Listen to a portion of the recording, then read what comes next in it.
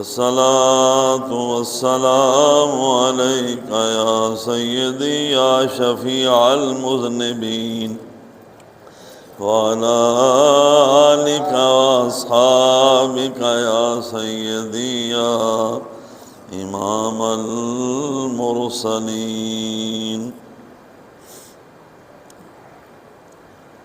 اللہ تبارک و تعالی جل جلالہ و اعظم شانہ واتم برہانہ وامن والہ وجل ذکرہ ولا الہ غیرہ کی حمد و ثنا، نبی اکرم نور مجسم شفیع معظم تاجدار عرب و عجم احمد مجتبیٰ حضرت جناب محمد مصطفیٰ صلی اللہ علیہ وسلم کی بارگاہ میں ہدیہ درود و سلام پیش کرنے کے بعد نہایت ہی واجب الاحترام معزز و محترم سامعین حضرات،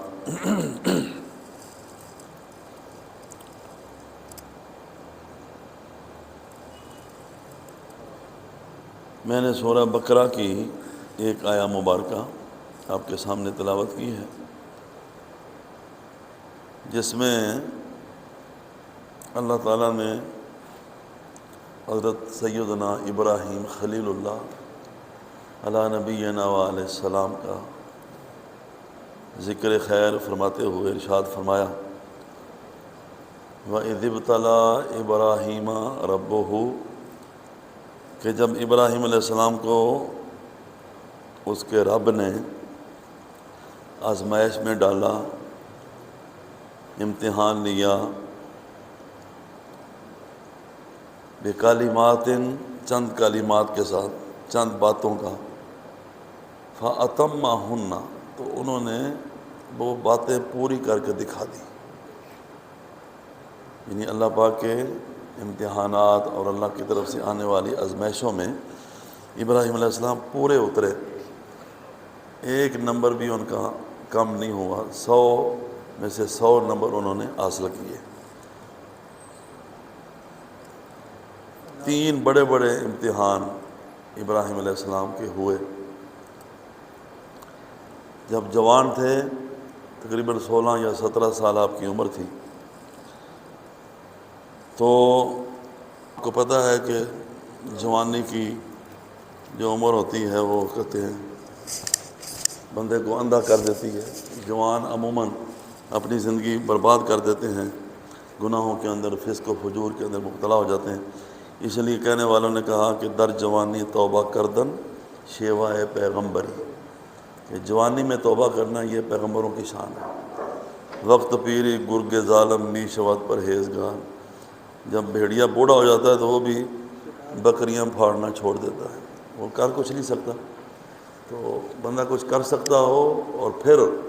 وہی کرے جس کے کرنے کا اللہ رسول نے حکم دیا ہے، تو یہ کمال کی بات ہے۔ جب طاقت ہی نہ رہے، اعضاء جواب دے جائیں، کمزوری آ جائے، ہل نہ سکے، تو پھر تو وہ گناہ کر ہی نہیں سکتا۔ تو ابراہیم علیہ السلام جوانی میں سب سے پہلا ان کا امتحان یہ تھا کہ اتنا بڑا امتحان کہ نمرود نے آگ جلائی اور اللہ پاک کی رضا کے لیے ابراہیم علیہ السلام نے آگ میں چھلانگ لگا دی۔ اس کے بعد ساری زندگی آپ کے ہاں اولاد نہ ہوئی،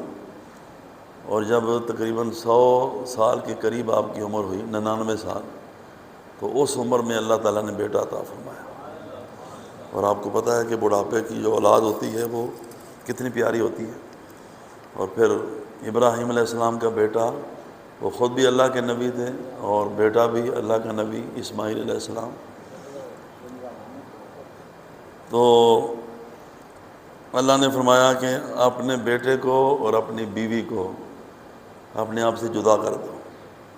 اور ایسی جگہ پہ چھوڑ کے آؤ کہ جہاں نہ پانی ہے، نہ کھانا ہے، نہ کوئی انسان رہتا ہے، نہ کوئی مکان ہے، نہ یعنی سسرال میں چھوڑ کر نہ آؤ، میکے نہ چھوڑ کے آؤ، بلکہ جنگل میں چھوڑ کے آؤ۔ اب اللہ کی اس میں کیا حکمت ہے یہ تو اللہ ہی جانتا ہے۔ اللہ پاک کو کیا ملتا ہے لوگوں کو مشکل میں مبتلا کرنے کا، لیکن اللہ دنیا کو دکھانا چاہتا ہے جب کسی کو مرتبہ اور مقام دینا ہونا تو اس کو اللہ تعالیٰ آزمائشوں میں ڈالتا ہے، تاکہ بعد میں لوگ یہ نہ کہیں کہ یہ بھی ہماری طرح تھا، اس کو اتنا رتبہ کیوں دے دیا گیا ہے، تاکہ دنیا کو پتہ چلے کہ نہیں، اس نے بڑا سفر طے کیا ہے، بڑی مشکلات کو برداشت کیا ہے۔ امام علی مقام حضرت امام حسین رضی اللہ عنہ حضور پاک کے کندھوں پہ سواری کی، جنت کے سردار بنے، کوئی نہیں کہہ سکتا کہ ایسے ہی ان کو یہ رتبہ مل گیا ہے، انہوں نے جو قربانی دی ہے اس کو دیکھنا پڑے گا۔ تو ابراہیم علیہ السلام کو اس عمر میں 100 سال کی عمر حکم ہوتا ہے کہ اپنی بیوی کو اور اپنے بچے کو جنگل میں چھوڑ کے آؤ۔ وہاں کوئی آبادی نہیں تھی، خانہ کعبہ پہلے وہاں موجود تھا، طوفان نوح آیا، خانہ کعبہ ختم ہو گیا، بالکل چٹھیل میدان تھا، اور نہ گھاس تھا، نہ پانی تھا، نہ کوئی انسان تھا، نہ کوئی مکان تھا، وہاں چھوڑ کے آئے۔ یہ دوسرا امتحان تھا۔ اور تیسرا امتحان یہ تھا کہ وہی بچہ جب چلنے پھرنے کے قابل ہوا تو اللہ نے فرمایا کہ اپنے بیٹے کو اپنے ہاتھوں سے ذبح کر دے، ہاتھوں سے ذبح کر دے۔ بندہ خود فوت ہو جائے نا، یا اغوا ہو جائے بچہ، یا کوئی مار دے تو یہ اور بات ہوتی ہے، اپنے بیٹے کو اپنے ہاتھوں سے بوڑھا باپ چھری لے کر جب ذبح کرتا ہے تو اس سے بڑا کون سا امتحان ہو سکتا ہے؟ لیکن ابراہیم علیہ السلام نے چوں تک نہ کی۔ حالانکہ یہ حکم اللہ نے بیداری میں نہیں دیا تھا، خواب میں دیا تھا، کیونکہ نبی کا خواب بھی اللہ کی وحی ہوتا ہے، تو اس لیے جو خواب میں اشارہ ہوا ابراہیم علیہ السلام نے وہ کر دکھایا۔ یہ تو الگ بات ہے کہ اللہ نے چھری کو حکم دیا، خبردار تو نے چلنا نہیں ہے، اسماعیل کا گلا نہیں کاٹنا، لیکن جو آپ نے کرنا تھا وہ تو کر دکھایا۔ اب یہ 3 امتحان بڑے بڑے امتحان ہیں۔ جب آپ نے ان امتحانوں کو پاس کیا تو اللہ نے فرمایا انی جاعلک للناس اماما، اے ابراہیم میں نے تجھے لوگوں کا پیشوا بنا دیا ہے، لوگوں کا مقتدی بنا دیا ہے، لوگوں کا رہنما بنا دیا ہے۔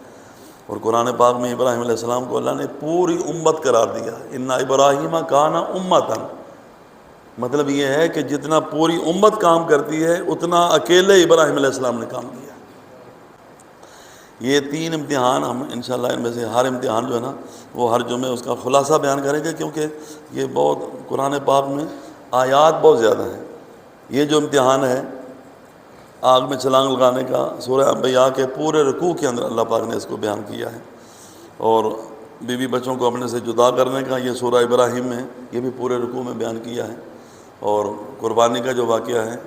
وہ بھی سورہ صافات کے اندر اللہ نے بڑی تفصیل کے ساتھ بیان کیا ہے۔ ان آیات کا اگر ترجمہ کیا جائے تو وقت جو ہے وہ سارا ختم ہو جائے گا، لیکن میں چیدہ باتیں جو ہے نا ابراہیم علیہ السلام کے پہلے امتحان کے بارے میں آج کے جمعے پہ انشاءاللہ وہ آپ کے سامنے عرض کروں گا۔ مقصد صرف یہ ہے کہ تاکہ ہمارے اندر بھی جذبہ پیدا ہو کہ چلو جان کو بار نہیں کر سکتے، بچے ذبح نہیں کر سکتے، اور سارا مال رب کی راہ میں لٹا نہیں سکتے، تو کچھ نہ کچھ تو کرنا چاہیے، کیونکہ ہم ان کے ماننے والے ہیں، ان کے نام لیوا ہیں، ان کے ساتھ محبت کرنے والے ہیں، اور جس کے ساتھ محبت ہوتی ہے اس کے اعمال کے ساتھ بھی محبت ہوتی ہے۔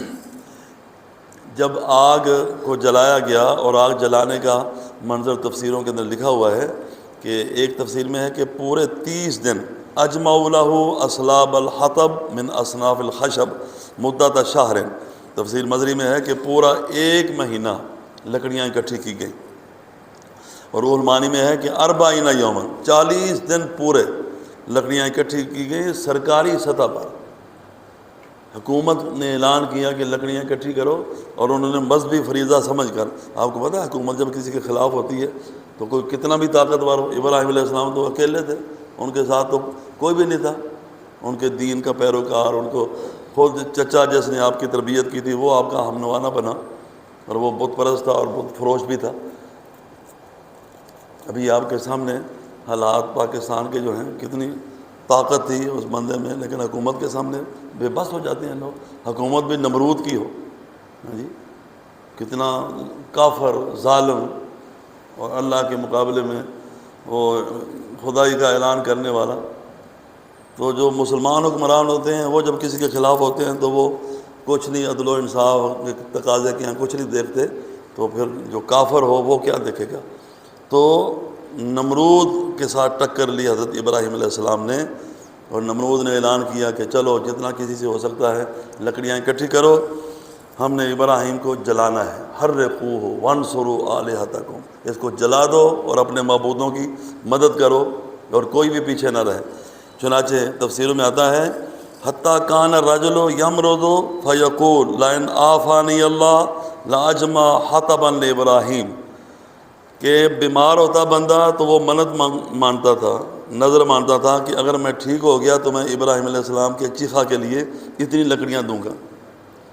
چرخہ کاٹنے والی عورت نے اپنے چرخے کی کمائی جو ہے اس کا ایک حصہ خاص کر دیا کہ اتنے پیسے سے میں ابراہیم علیہ السلام کے لیے لکڑیاں جو ہیں وہ دوں گی۔ لیکن نور خدا ہے کفر کی حرکت پہ خندہ زن، پھونکوں سے یہ چراغ بجھایا نہیں۔ جب اللہ کی مدد شامل حال ہوتی ہے نا تو پورا زمانہ بھی خلاف ہو جائے تو کوئی اس کا بال بھی بیکا نہیں کر سکتا۔ چنانچہ 40 دن تک آگ کو جلایا گیا، یہاں تک کہ آگ جو ہے آسمانوں سے کئی میل اوپر تک کوئی پرندہ کوئی پر نہیں مار سکتا، جو بھی اوپر سے گزرتا وہ آگ کے اندر گر جاتا تھا۔ اب مسئلہ یہ تھا کہ ابراہیم کو آگ میں کیسے ڈالا جائے۔ تو ایک بندہ تھا جس کا نام تفسیروں میں حزن لکھا ہوا، حزن، اس نے منجنیق، سب سے پہلے منجنیق جو ہے نا وہ اس نے تیار کی تھی۔ منجنیق وہ ہوتی ہے کہ ایک آج کل توپ کہتے ہیں اس کو، توپ، اس دور میں یہ ہوتا تھا کہ اس میں بندے کو یا پتھر کو ڈال کے وہ کھینچا جاتا تھا اور وہ دور جا پڑتا تھا، تو اس نے منجنیق تیار کی۔ اللہ تعالیٰ نے اس سے سب سے پہلے بدلہ لیا کہ اس کو زمین میں دھنسا دیا، اور ابھی سب وہ زمین میں دھنستا جا رہا ہے۔ ابراہیم علیہ السلام کو رکھا گیا تو آپ کی زبان پہ یہ الفاظ تھے، جب کوئی مشکل پیش ہے نا تو یہ الفاظ پڑھنے چاہیے، جو نبیوں کی زبان سے نکلے ہوئے الفاظ ہوتے ہیں نا، بڑی برکت ہوتی ہے۔ لا الہ الا انت سبحانک لک الحمد ولک الملک ولا شریک لک، اے اللہ تو پاک ہے، تیرے علاوہ کوئی معبود نہیں، ساری تعریفیں تیرے لیے ہیں، ملک تیرا ہے اور تیرا کوئی ہمسر نہیں۔ چنانچہ ڈالا گیا، اور جب منجنیق کو چلایا گیا تو پھر ابراہیم علیہ السلام نے یہ الفاظ بولے، حسبنا اللہ ونعم الوکیل۔ نبی پاک علیہ السلام جب بدر جا رہے تھے نا احد کو، تو آپ کی زبان میں یہی الفاظ تھے، حسبنا اللہ ونعم، اللہ تعالیٰ نے ان الفاظ کو قرآن پاک کا حصہ بنا دیا۔ یعنی ابراہیم علیہ السلام کی زبان سے نکلنے والے یہ بابرکت الفاظ جو ہیں اللہ پاک کو اتنے پیارے لگے کہ آخر الزمان نبی پر نازل ہونے والی کتاب کا ان الفاظ کو اللہ تعالیٰ نے حصہ بنا دیا۔ حضرت کعب الاحبار کہتے ہیں کہ جس دن ابراہیم علیہ السلام نے دعا نہیں کی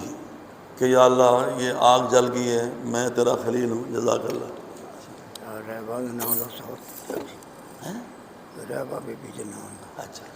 اللہ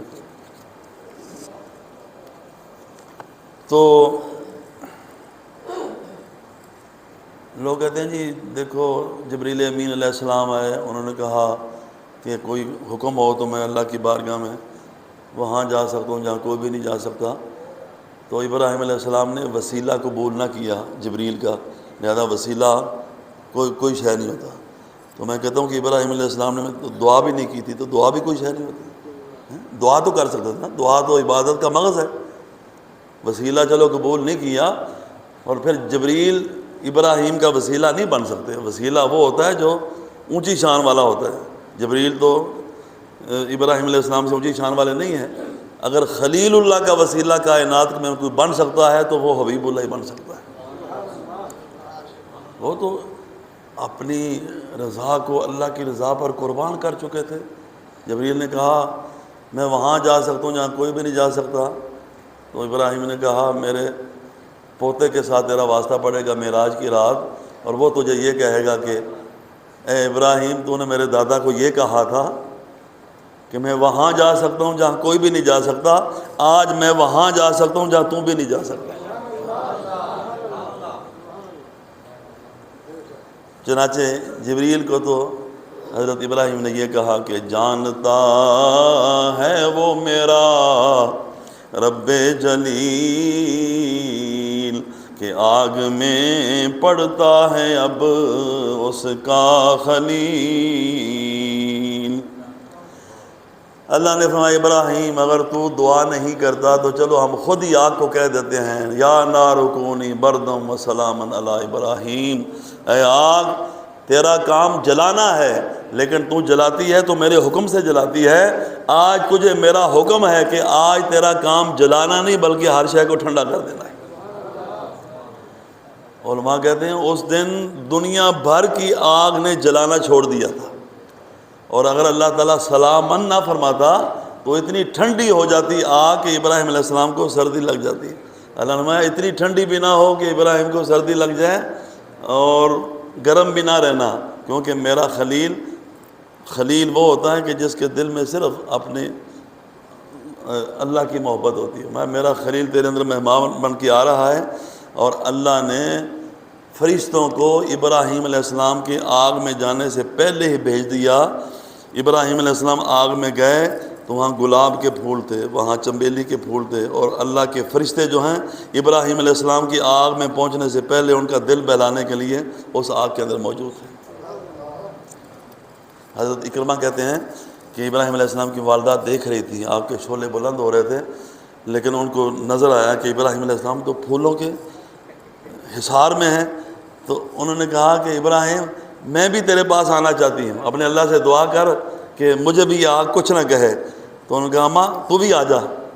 چنانچہ ابراہیم علیہ السلام کی والدہ مائدہ گئیں، جا کے اپنے بیٹے کی پیشانی کو بوسہ دیا اور پھر واپس آ گئی۔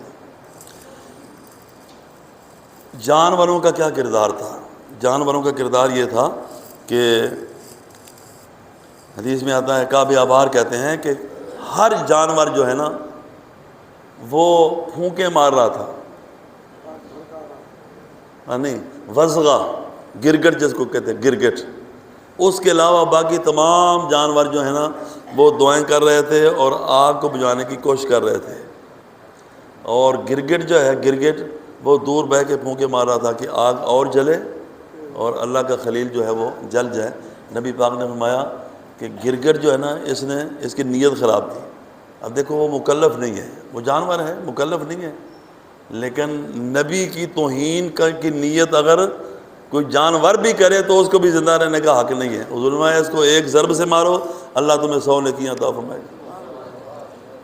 اور ہدہد جو ہے پرندہ جس کا ذکر قرآن پاک میں بھی موجود ہے، اس کے بارے میں یہ آتا ہے کہ دور جاتا تھا اور دور پانی تھا دریا میں یا کسی جگہ پہ، چونچ میں پانی کا قطرہ لے کر آتا تھا اور آگ کے اوپر جا کے وہ قطرہ گرا دیتا تھا، حالانکہ اس کے قطرے سے پانی وہ آگ کیسے بجھ سکتی جو آسمان سے باتیں کر رہی تھی۔ لیکن نبی پاک علیہ السلام نے فرمایا کہ اس کو اللہ پاک نے 4 انعام عطا فرمائے۔ ہدہد کو پہلا انعام یہ دیا کہ اللہ نے اس کا ذکر قرآن پاک میں کر دیا۔ دوسرا انعام یہ عطا فرمایا کہ اس کے سر پر اللہ تعالیٰ نے تمام پرندوں سے ممتاز کرتے ہوئے سر پر تاج سجا دیا۔ اور ایک انعام یہ دیا کہ سلیمان علیہ السلام کی بارگاہ کا مقرب ترین اس کو بنا دیا۔ اور ایک انعام یہ دیا کہ دوسرے پرندے آگ کے اوپر جاتے تو جل جاتے تھے، لیکن یہ اوپر جا کے بھی سلامت رہتا تھا۔ اور یہ بھی ایک انعام ہے کہ یہ آسمان کی کسی بلندی پر اڑ رہا ہو نا، یہ زمین کے کتنا نیچے پانی ہے اس کو پتہ چل جاتا ہے۔ اسی وجہ سے سلیمان علیہ السلام اس کو اپنے ساتھ رکھتے تھے اور یہ بتاتا تھا کہ یہاں زمین کے نیچے اتنی گہرائی میں پانی ہے، یہاں اتنی گہرائی میں پانی ہے۔ اس سے نتیجہ یہ نکلتا ہے کہ انسان تو انسان، اگر پرندہ بھی اللہ کے نبی کی خدمت کا جذبہ رکھے تو اللہ تعالیٰ اس کو بھی انعام سے محروم نہیں کرتا۔ اور انسان تو انسان، اگر کوئی جانور بھی اللہ کے نبی کے بارے میں بد نیت ہو جائے تو اللہ کا فیصلہ یہ ہے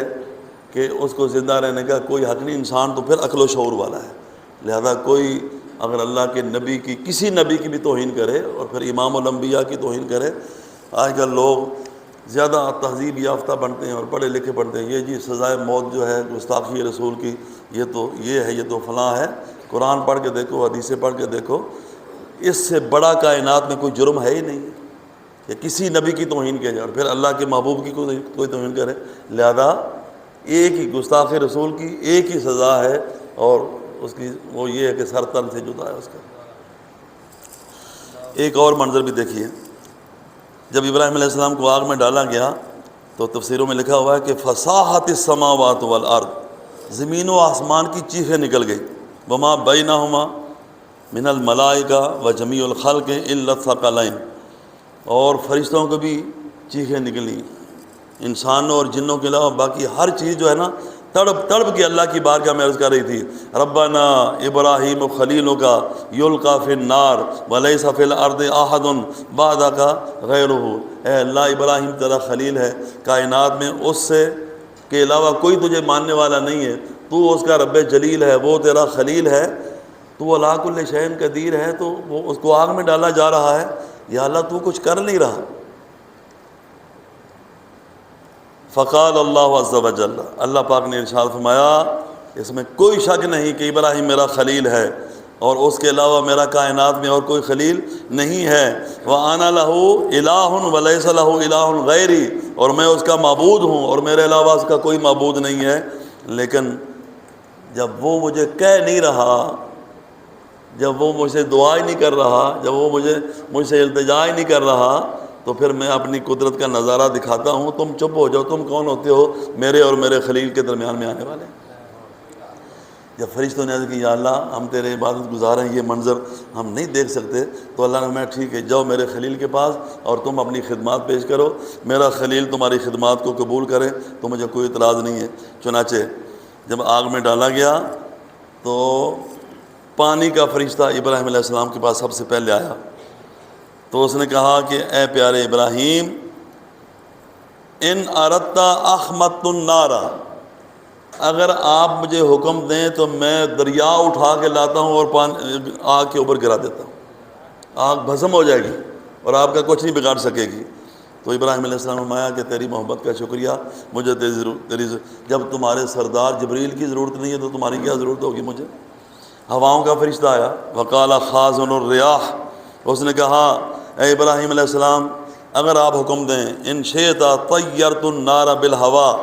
یہ ساری آگ جو ہے نا ایسی ہوا چھوڑوں کہ ہوا میں ساری آگ بکھر جائے اور تو محفوظ رہے گا۔ میں لا حاجتی لیا لکم، مجھے تمہاری حاجت نہیں ہے۔ تو کہا کس کی حاجت ہے؟ تو کہا حسبی اللہ و نعم الوکیل، مجھے میرا اللہ کافی ہے اور وہ بڑا کارساز ہے۔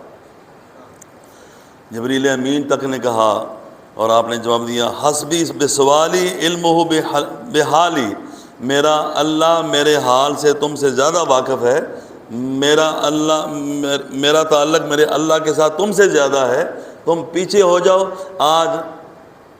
اگر وہ مجھے بچا کے راضی ہے تو میں بچ کے راضی ہوں، اور اگر وہ مجھے آگ میں جلا کے راضی ہے تو میں جل کے راضی ہوں۔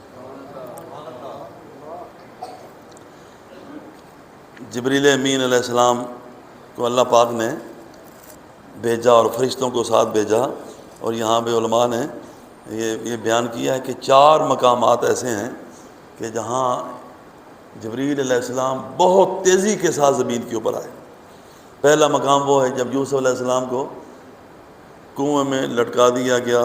اور رسی کو کاٹ دیا گیا، تو اللہ نے فرمایا جبریل یوسف علیہ السلام کے کنویں کی تہہ میں جانے سے پہلے جنت کا تخت لے جا اور ان کے قدموں کے نیچے رکھ دے۔ تو جبریل امین حاضر ہو گئے، رسی کٹ گئی ہے تو زمین پر نیچے جانے سے پہلے تخت جو ہے وہ جنت سے۔ جب اللہ راضی ہوتا ہے نا، اور جب بندہ اللہ کا بندہ بن جاتا ہے تو من کان للہ کان اللہ لہ، جو اللہ کا ہو جائے پھر اللہ بھی اس کا ہو جاتا ہے اور اللہ کی ساری مخلوق بھی اس کی ہو جایا کرتی ہے۔ دوسرا موقع یہ تھا کہ جب اسماعیل علیہ السلام کی گردن پہ ابراہیم علیہ السلام نے چھری کو تیز کر کے رکھ دیا تھا اور چلانے ہی لگے تھے کہ اللہ نے فرمایا اے جبریل فوراً جا اور چھری چلنے سے پہلے یہ دمبا لے جا اور ابراہیم علیہ السلام کے سامنے رکھ دے اور اسماعیل علیہ السلام کو وہاں سے ہٹا دے۔ تیسرا موقع میدان احد کے اندر ہے، جب نبی پاک صلی اللہ علیہ وسلم کا دندان مبارک شہید ہوا تو خون کا فوارہ جب نکلا تو اللہ پاک نے فرمایا کہ میرے نبی کا خون زمین کے اوپر نہیں گرنے دینا، کیونکہ زمین میں یہ سخت نہیں ہے کہ میرے نبی کے خون کو برداشت کر سکے۔ چنانچہ جبریل امین آئے تو انہوں نے اپنے ہاتھوں پہ حضور پاک کا خون مبارک جو ہے اٹھا لیا۔ اور چوتھا مقام یہ ہے کہ جب ابراہیم علیہ السلام کو آگ میں پھینکا گیا تو ان کے آگ میں جانے سے پہلے جبریل امین حاضر ہو گئے۔ کفار نے، مشرکین نے بڑی تگ و دو کی، بڑی محنت کی۔ یہ منظر دیکھ کر اس سے پہلے ابراہیم علیہ السلام کے دین کا پیروکار کوئی بن ہی نہیں رہا تھا، کیونکہ ساری حکومت ان کے خلاف تھی۔ خود چچا جو ہے وہ جس نے تربیت کی تھی وہ ان کے خلاف تھا۔ اب یہ منظر دیکھ کر 1000 بندے نے ابراہیم علیہ السلام کا کلمہ پڑھا اور وہ ان کے ساتھ ہو گئے۔ جب قربانی دی جاتی ہے نا تو اللہ تعالیٰ محنت کا اجر ضائع نہیں کرتا۔ ابراہیم علیہ السلام نے اتنا بڑا امتحان پاس کیا، اللہ نے ایک تو یہ کہ کائنات کا پیشوا بنا دیا، اور دوسرا 1000 بندے کو ان کا ساتھی بنا دیا، اور وہ کلمہ پڑھ کے ابراہیم علیہ السلام کے دین میں داخل ہو گئے۔ یہ خلاصہ میں نے ایک امتحان کا آپ کے سامنے بیان کیا ہے۔ اگلے جو میں انشاءاللہ دوسرا امتحان عرض کریں گے۔ اس سے ہمیں یہ سبق ملتا ہے کہ اگر دین کے راستے میں کوئی تکلیف آئے، کوئی پریشانی آئے، کوئی اللہ کی طرف سے آزمائش آئے، تو اللہ کے نبی، اللہ کے نیک بندے جو ہیں جیسے انہوں نے اس کا سامنا کیا، ہمیں بھی چاہیے کہ بے صبری کا مظاہرہ نہیں کرنا چاہیے، کیونکہ مومن بندہ جو ہے نا وہ ہر حال میں خیر پر ہی ہوتا ہے۔ حضور میں مومن بندے کو اگر بھلائی ملتی ہے اللہ کا شکر ادا کرتا ہے، اللہ اس میں اضافہ کر دیتا ہے۔ اگر تکلیف آتی ہے صبر کرتا ہے، اللہ اس کے گناہوں کو معاف فرماتا ہے۔ مومن کا ہر کام خیر ہی خیر ہے، تو جب ہر کام خیر ہی خیر ہے تو پھر اللہ جس حال میں رکھے بندے کو راضی رہنا چاہیے۔ الحمدللہ علی کل حال، اے اللہ اگر تو ہمیں بیمار کر کے راضی ہے تو ہم بیمار رہ کے راضی ہیں، تندرست کر کے راضی، تندرست۔ بیماری مانگنی نہیں چاہیے، مصیبت تکلیف آزمائش جو ہے نا مانگنی نہیں چاہیے، لیکن اگر آ جائے تو پھر یا اللہ اگر تو اس میں راضی ہے تو ہم بھی تیری رضا پہ راضی ہیں۔ اللہ پاک ہم سب کو اپنی طرف سے آنے والی ہر چیز کو بدل و جاں بخوشی قبول کرنے کی اور سینے سے لگانے کی توفیق عطا فرمائے۔ وما علیہ الا البلاغ۔